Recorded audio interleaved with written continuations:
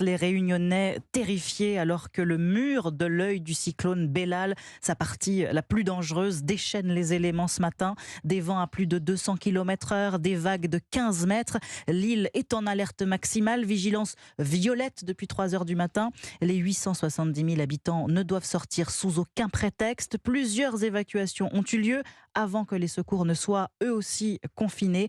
Des milliers de foyers sont privés d'eau et d'électricité et les inondations tant redoutées ont commencé. Bonjour Charles Lhuillier.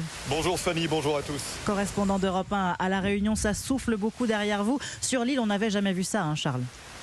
Oui, je me suis entretenu à l'instant avec des personnes âgées qui affirment ne pas avoir vécu pareille situation depuis 40 ans. C'est tout simplement du jamais vu ici. Face à moi, à l'heure qu'il est, des tourbillons qui ont déjà emporté quelques bouts de tôle et qui font même plier les bambous les plus résistants. Pour tout vous dire, je suis sorti l'espace de quelques secondes. Ce sont des scènes lunaires auxquelles on assiste.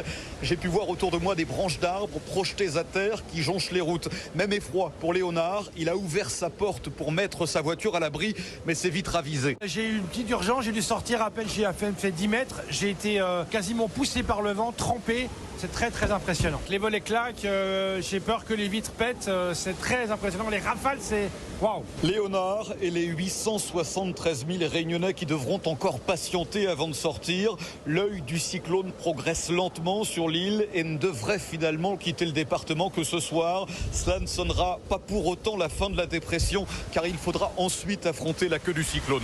Faites attention à vous, Charles. Charles Lhuillier, correspondant d'Europe 1 à La Réunion avec Radio Freedom. Si vous nous écoutez à La Réunion, je vous rappelle le numéro du centre de crise 09 70 80 90 40.